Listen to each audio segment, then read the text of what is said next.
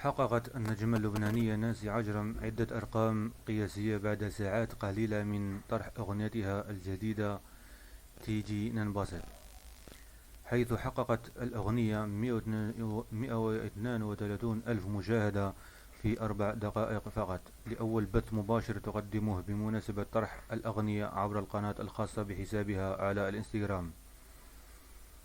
كما حققت الأغنية 556 ألف مشاهدة خلال 10 ساعات فقط منذ طرحها عبر قناتها الرسمية بموقع يوتيوب.